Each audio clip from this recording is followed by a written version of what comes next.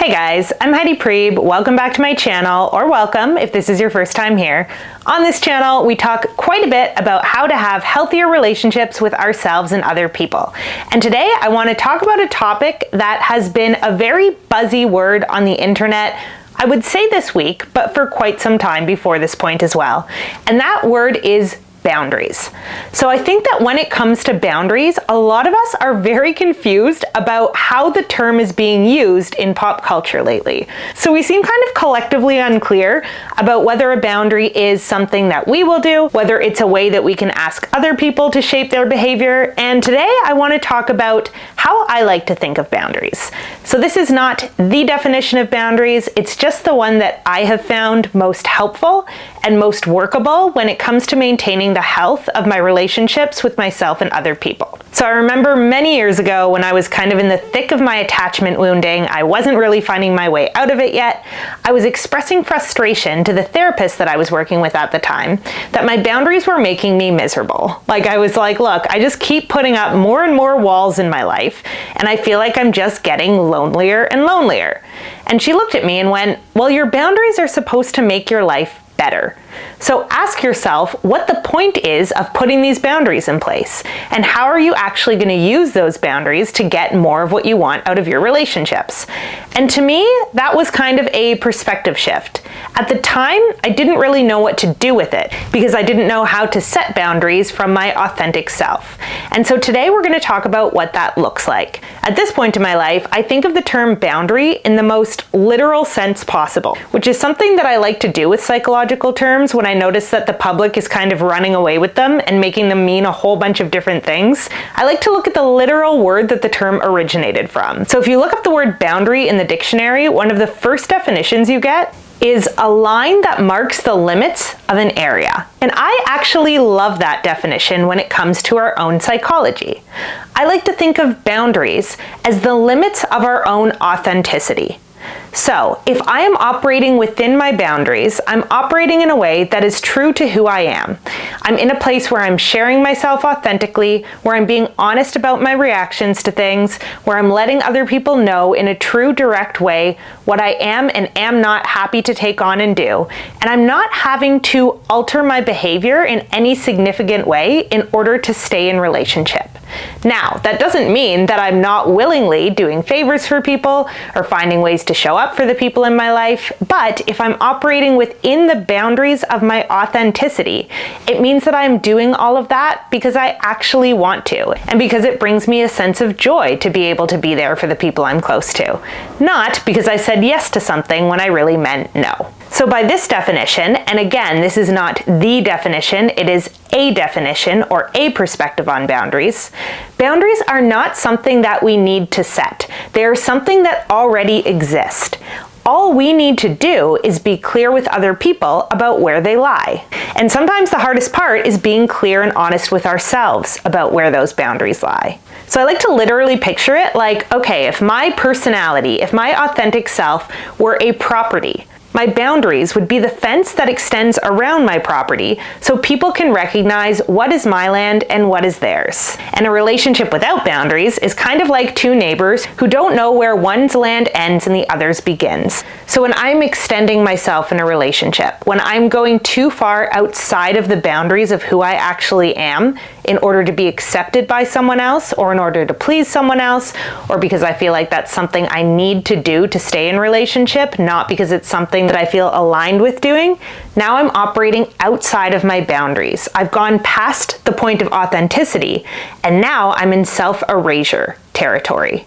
And again, I want to be clear that a lot of the time, doing favors for other people, showing up and offering support for the people in our lives is within our boundaries of authenticity. I can very authentically, very happily put some of my own stuff aside and show up for other people. But as soon as I feel like I'm overextending myself, or I'm saying yes when I want to say no, or I'm feeling neglected in the relationship, yet I'm continuously extending myself and pretending that I feel happy and good about that, now I've gone beyond the limits of my own authenticity. Now I'm having to pretend and fake things to stay in relationship with the other. So I've gone past past my own boundaries. The function of healthy boundaries is to keep a relationship running smoothly.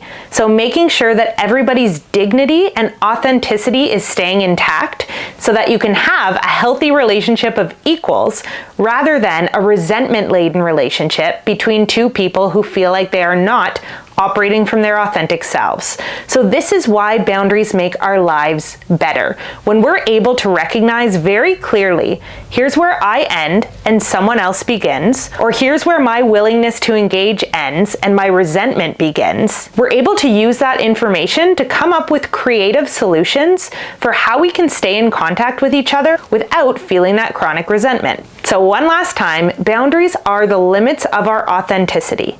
And the way we use boundaries is to make it clear where we end and another person begins so that we're making sure we're always operating from our authenticity and keeping our own and other people's dignity intact in relationship.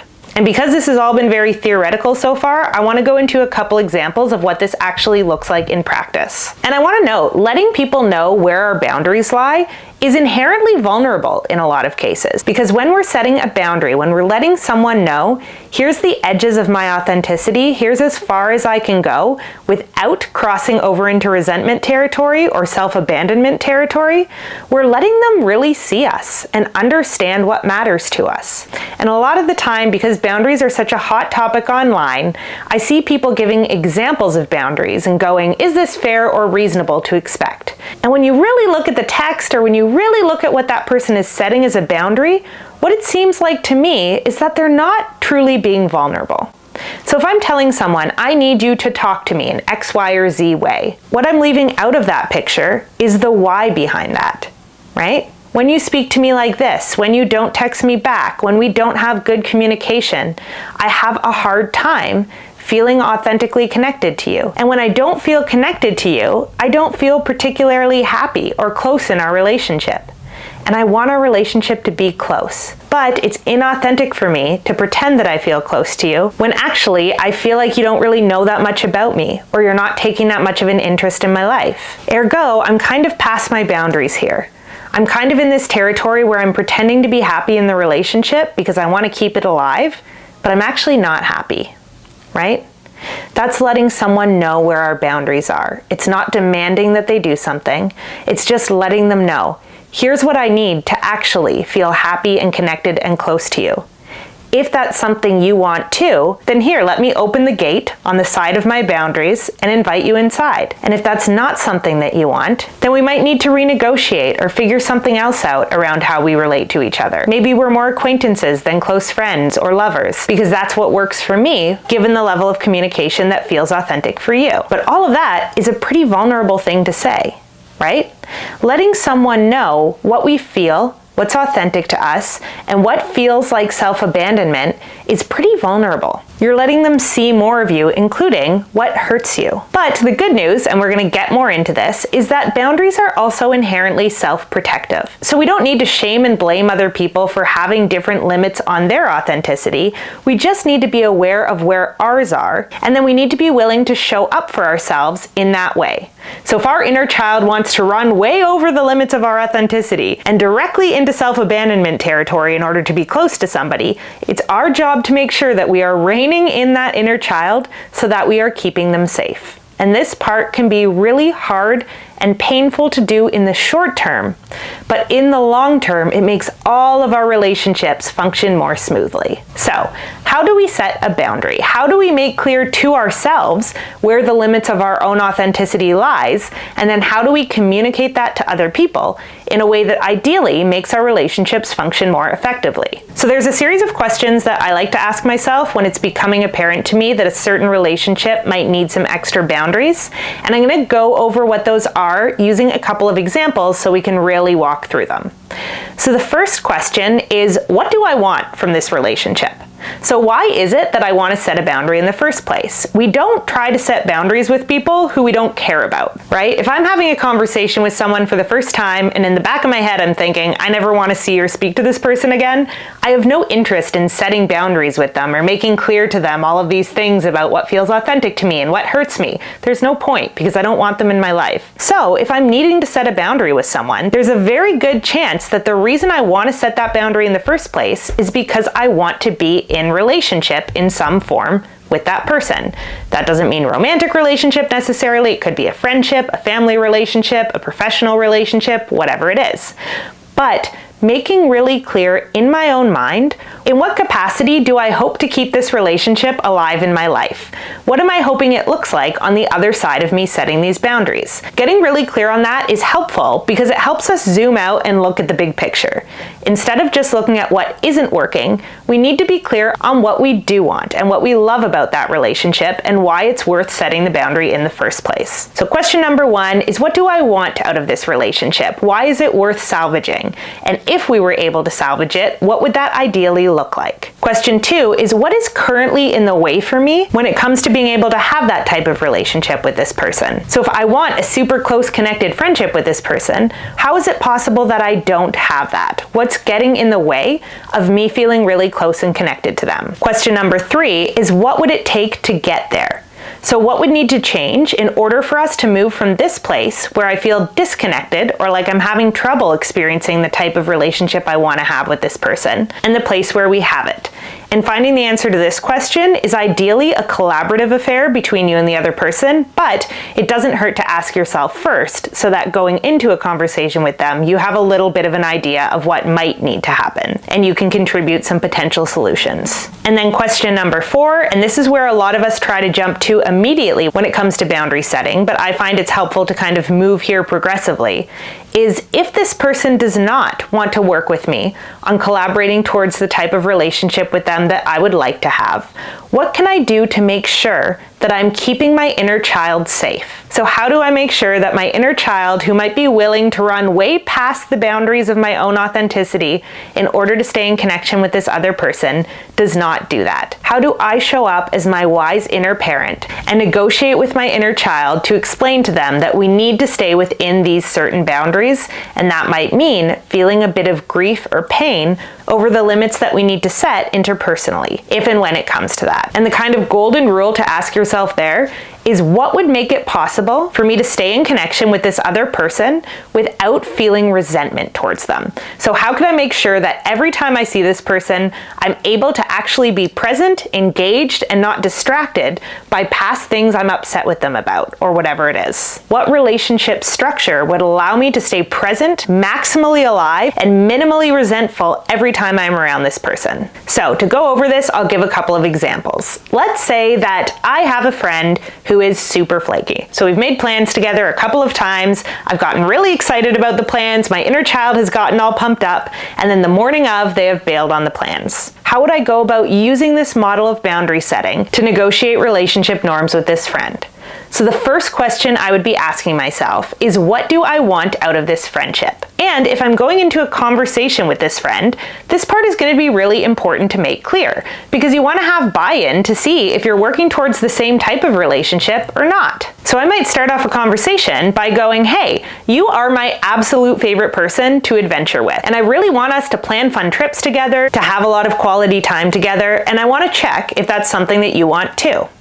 Right? So establishing whether or not you have the same context for the relationship and the same wants out of it can be really helpful from the get-go. If they do want that same thing, then that's great, and you can move on to talking about how to make that possible. But maybe they don't, right? So it's important to get clear from the get-go to see if you're even working in the same direction. Now, question 2, what's in the way for me? So if this friend is my favorite person to spend time with, to plan trips with, to go on adventures with, but I'm having trouble spending time with them without feeling resentful because there's been several instances where they've canceled plans last minute, that inconsistency is getting in the way for me. So I'm having trouble feeling close, connected, and excited about the friendship. It would be dishonest for me to pretend that that's how I'm feeling, when in reality, I'm feeling a little bit angry and resentful. So to have that kind of connection that we want, where I feel like we can plan things together and I feel free to let my inner child get really excited about those things, I need to know that there's going to be a greater sense of predictability. So this might be the point where I open things up for discussion. If we both want that out of our friendship, can we have a conversation about what it would take to get it back to that place where we can trust each other? Maybe there's something about the way that we've been going about making plans that doesn't work for them that they haven't said yet. But if we can open up a discussion about what works for us both and what would need to change in order for us to get to a place where both of us felt very comfortable, then we can potentially find creative solutions that work for us both. Maybe we need to make the plans further in advance, or maybe less far in advance. Maybe there's something they've been resentful about that's been impacting our dynamic, and that needs to be worked out before we can get to a place where we truly feel like we trust each other. So the question that you're playing with here at this point in the conversation is, if we have this shared vision for what we want out of our friendship or out of our relationship, how do we get there in a way that feels authentic to both of us, and where neither of us feels as though we're stretching ourselves past our limits or abandoning crucial parts of what matters to us in order to please the other person? So is there some sort of way we can respect both of our boundaries and keep our dignity intact while getting what we want out of the relationship? Sometimes the answer to this is going to be yes, and sometimes it's going to be no. So let's say this is a conversation I have with a friend, they agree to everything and then continue flaking on plans. Now what's clear to me is that there's something that I'm not in the know about. Right? There's something going on for this friend that they're not comfortable telling me that's impacting their ability to show up in the way that they claim they want to show up. And at this point, I need to switch into inner adult mode and ask myself the question, how do I keep my inner child safe inside of this dynamic? So which limits do I lovingly have to set for my inner child to keep her safe? If this is someone who keeps getting my inner child's hopes up and then dashing them, and I were literally thinking of my inner child as an actual child who I'm responsible for caring for, I would probably stop making plans with that person, because I wouldn't want that little kid to keep getting their hopes dashed. So maybe I would keep this person in my life, but I wouldn't make plans that revolve around them. Right? If I'm planning a weekend away or an adventure or a trip, I'm going to plan it either on my own or with someone who I know to be more reliable. And maybe this friend is just kind of the friend who you invite along if you have an extra spot. Or maybe this is just the friend you meet for coffee every now and then, or the person who you hang out with spontaneously if you get a text from them one day and it turns out you're both free at the same time. So you might have to readjust the way that you think about and fit this person into your life in order to make sure that your inner child is being kept safe inside of that relationship. And that is your job to do, not the other person's job. It is your job to manage your relationship with your inner child, and a big part of that is going to be managing your relationships with other people in such a way that your feelings are not chronically getting hurt, because you're putting protections in place to make sure that that's not happening any more than it has to. So we'll do another example, and this time I'll use a romantic relationship. So let's say you're getting close to someone who you've been dating for a little while, but every time there's a conflict or something stressful comes up in the relationship, you notice that they start kind of stonewalling you or giving you the silent treatment, and they won't talk about things with you. How would we run this through the kind of boundary model? So first of all, you want to recognize where you are outside the limits of your authenticity here. So if my partner is speaking to me in a way that I find insulting or unkind, pretending that I'm happy in the relationship is probably outside the limits of my authenticity. I'm not being true to myself or to them if I'm pretending that the way that they're speaking to me is fine, when in reality, it's hurting my feelings. So what I want to ask myself first is, what do I want from this relationship? Is this someone who I want to continue getting closer to? What do I like about them? What's working in the relationship? And what would I like to preserve? Ideally, I also want to make that clear to them. Then I want to ask myself, what's getting in the way of that? What's getting in the way of me having a relationship with this person where I feel like I can show up feeling present, non-resentful, and fully alive and engaged with them? And again, maybe it's that sense of anger or rejection that's overwhelmingly in my awareness when I'm around them, and it's getting in the way of me being present with them. So that's something that it's possible to directly communicate, right? Hey, I want to feel really close and connected to you. And if there's something that comes up that hurts your feelings or that isn't working for you in the relationship, I want us to sit down and talk about it and work through it until we find a solution. But I find it really hard to have those types of conversations when I feel like I'm not being let in on what's happening for you. In those moments I feel pretty rejected, I get my guard up, and then it gets hard for me to work through things. So what I'd really like is for us to find a way to work through conflict that works for both of us, even if one or both of us gets a little bit triggered. What can we do to make sure that we're not throwing the baby out with the bathwater and getting into a kind of downward spiral the second someone's feelings get hurt? So this is that step 3 where we're opening things up for creative problem solving, right? We're letting someone know where our limits are, we're asking about theirs, and we're trying to see if we can work together to find a way that we can both show up in the relationship authentically while solving the problem. So without either person having to sacrifice something that's important to them or act in a way that feels inauthentic, which might cause resentment and further disconnection down the line. So if they want to work with you on that, that can be a really rich conversation, right?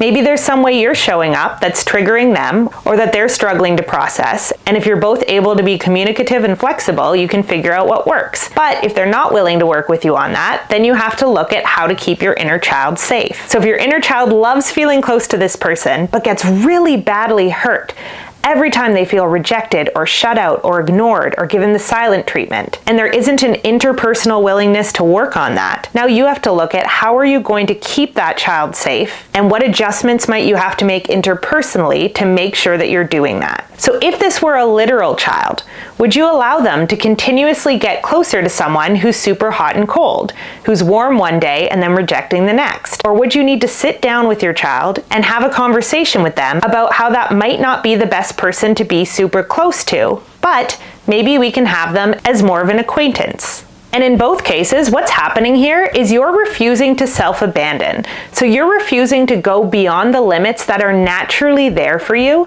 when it comes to what you're willing to do in a relationship. So again, I want to be clear, staying within your boundaries and staying within the limits of your own authenticity doesn't mean that you're completely inflexible or unwilling to make compromises. A lot of relational compromises feel totally authentic and actually pretty exciting.